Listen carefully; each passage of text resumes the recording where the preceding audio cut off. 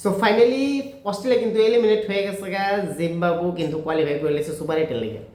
অর্থাৎ ICC world cup twenty world cup 2026-এর কিন্তু একটা বড় একটা সারপ্রাইজ এটা আমরা দেখতে পাইতেছি। অলমোস্ট 7টা টিম কিন্তু কোয়ালিফাই হয়ে গেছে গা, বাট শুধু একটা টিম বাকি আছে, আইদার পাকিস্তান অথবা ইউএসএ। আর পাকিস্তানের যেরকম কন্ডিশন, আমি ডেফিনেটলি কইতে পারি যদি নামিবিয়ার সঙ্গে একটু হারে বা ম্যাচ যদি ওয়াশ আউট হয়, তাহলে কিন্তু এখানে পাকিস্তান যদিও ওয়াশ আউটে যাবো গা, বাট যদি হারে তাহলে কিন্তু পাকিস্তান বার হয়ে যাবো, কেননা রান রেট পাকিস্তানের খারাপ ইউএসএর থেকে। ইউএসএর রান রেট পজিটিভে আছে বর্তমানে টেবিলের মধ্যে। যদি দেখি ওই গ্রুপের টেবিলের মধ্যে পাকিস্তান কিন্তু ইউএসএর নিচে আছে, ইন্ডিয়া আছে টপে 6 পয়েন্ট নিয়ে এসে। তারপর আছে ইউএসএ 4 ম্যাচের মধ্যে 2টার মধ্যে জিতছে, যার কারণে তারা 4 পয়েন্ট এবং পজিটিভ রান রেটে আছে 1 পয়েন্ট সামথিং প্লাসে আছে। তো তারপর হয়েছে পাকিস্তান এবং শেষ হয়েছে নামিবিয়া। তো নামিবিয়ার এগেনস্টে যদি পাকিস্তান হাইরা জায়গা তাহলে কিন্তু ওয়ার্ল্ড কাপ থেকে বার হয়ে যাবে, অর্থাৎ এটা তার লেগে নকআউট ম্যাচ। এবার বুঝছেন পাকিস্তান কোন জায়গায় গিয়ে সেটা পড়ছে, যদিও পাকিস্তান টিমই সেই রকম ক্যাটাগরির। অস্ট্রেলিয়া হচ্ছে অন্যরকম, বাট অস্ট্রেলিয়া আনফর্চুনেটলি একটা ম্যাচ হারছে, যার কারণে কিন্তু টিমের থেকে স্কোয়াডের থেকে বাইরে, অর্থাৎ টি20 ওয়ার্ল্ড কাপ থেকে এলিমিনেট হয়ে আছে। আর জিম্বাবুর কীরকম একটা লাকি টিম, জাস্ট কোনো মতে অস্ট্রেলিয়ারা হারাইছে আর আজকে একটা ড্র হয়েছে, আর এর আগে একটা ম্যাচ জিতছে, বাস এখানে কিন্তু তারা গেম সুপার এইটে গেছে গা। তো এই থেকে ক্রিকেটের ম্যাজিক বা ক্রিকেট খেলার একটা খুব সুন্দর একটা দিক যদি আমরা কইতে পারি। তো যাই হোক, আমরা সুপার এইটের মধ্যে যে গ্রুপ ওয়ানের মধ্যে যে টিমগুলি দেখতেছি প্রবাবলি, সেখানে তো ইন্ডিয়া আছে 1 নাম্বার, তারপরে আছে সাউথ আফ্রিকা, যে গতবার 2 ফাইনালিস্ট একসঙ্গে আমরা দেখতে পাবো, আবার সেই জমজমট খেলা হইব। বাট এটা এবার গ্রুপ স্টেজে হইব, ফাইনালে হইব কিনা তা দেখার বিষয়। তারপরে হচ্ছে ওয়েস্ট ইন্ডিজ, তারপরে হচ্ছে জিম্বাবু, যে জিম্বাবু অস্ট্রেলিয়ারে হারাইছে। তো এইটা হচ্ছে গ্রুপ স্টেজের একটা প্রথম গ্রুপ, যে গ্রুপ আছে, অর্থাৎ গ্রুপ ওয়ানের এই 4টা টিম।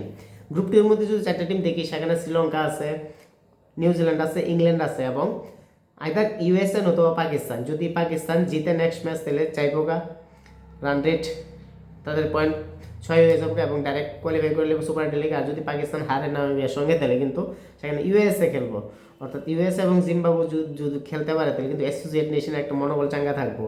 কেননা কারণ 2 নতুন টিম গ্রুপ স্টেজে খেলা, অর্থাৎ গ্রুপ স্টেজ থেকে মানে সুপার এইটে খেলা, এটা কিন্তু সাধারণ কথা না। আর ক্রিকেটিং স্কিল এতটুকু জায়গার মধ্যে গিয়ে পড়ছে, আমরা এটাই কইতে পারি। তো সেদিক থেকে একটা গ্রুপ ওয়ানের যে টিমগুলি আছে এটা খুব টাফ কইতে পারি আমরা, কেননা ইন্ডিয়া ও সাউথ আফ্রিকা এবং ওয়েস্ট ইন্ডিজ বরাবর 2টা টাফ, 3টা টাফ একটা টিম টোয়েন্টি ক্রিকেটের মধ্যে স্পেশালিস্ট। এবং জিম্বাবুয়ে যদি তেমন একটা টাফ না বা সেরকম লেভেলের একটা টিম না যেটা ইন্ডিয়া বা সাউথ আফ্রিকা বা নিউজিল্যান্ডের মতো টিম থাকে। যদিও জিম্বাবুয়ে কিন্তু সাধারণ একটা টিম না, ফাইট ব্যাক করতে জানে, চ্যালেঞ্জ করতে চান, যেটা আমরা দেখছি। এর আগে পাকিস্তানরা হারাইলো, অস্ট্রেলিয়া ইন্ডিয়া 2বার হারাইলো। আর অন্যদিকে যদি সেকেন্ড গ্রুপের মধ্যে দেখিয়ে দিলে নিউজিল্যান্ড, ইংল্যান্ড এবং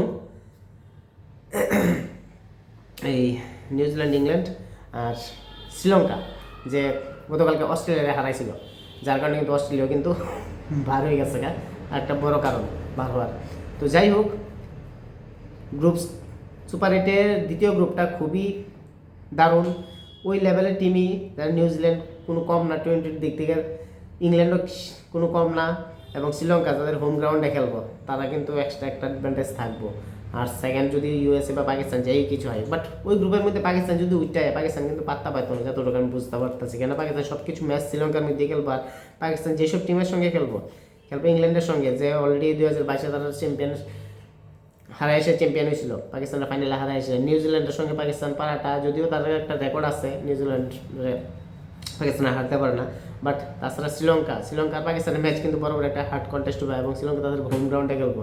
তো সেদিক দিয়ে কিন্তু পাকিস্তানের এখানে চান্স খুব কমই যে সেমিফাইনালে কোয়ালিফাই করবো। আর অন্যদিকে যদি আমি গ্রুপ ওয়ানের যে সুপার এইটের গ্রুপ ওয়ানের মধ্যে যদি দেখি, তাহলে কিন্তু ইন্ডিয়া আর সাউথ আফ্রিকা আমি ডেফিনেটলি দেখতেছি এখানে 2টা টিম আছে যারা সেমিফাইনালে কোয়ালিফাই করতে পারে। আর ওই দিক থেকে নিউজিল্যান্ড এবং ইংল্যান্ড, এই 2টা টিম, অর্থাৎ সেমিফাইনালে যদি 4 টিমে যে 4টা টিম খুঁজছি তারা যদি হয়ে থাকে, তাহলে ডেফিনেটলি কিন্তু টি20 ওয়ার্ল্ড কাপের মধ্যে আমরা আবার সেই ইন্ডিয়া এবং সাউথ আফ্রিকার আবার একটা ফাইনাল দেখতে পাবো, অথবা ইন্ডিয়া বা নিউজিল্যান্ড, অথবা ইন্ডিয়া বা ইংল্যান্ড, অর্থাৎ ইন্ডিয়া ধরে রাখতে পারো যেখানে ফাইনালের মধ্যে ডেফিনেটলি যাওয়ার সম্ভাবনা আছে। কেননা ইন্ডিয়া টি20 ক্রিকেটের মধ্যে বর্তমানে সে একটা টিম হয়েছে যারা এনি ডে ক্রিকেট অনিশ্চয়তার খেলা, তারপরে কখন জানা, যদি ইন্ডিয়া সেমিফাইনালে হাইরা জায়গা, তাহলে কিন্তু আমি বাদ বাকি টিমের মধ্যে যে ইংল্যান্ড এবং ওয়েস্ট ইন্ডিজ যদি যায়, তারা কিন্তু ডেফিনেটলি কিন্তু একটা দুজন থেকে যে কোনো একজন কিন্তু চ্যাম্পিয়ন হওয়ার সম্ভাবনা আছে। সাউথ আফ্রিকার আমি বাদ দিই না।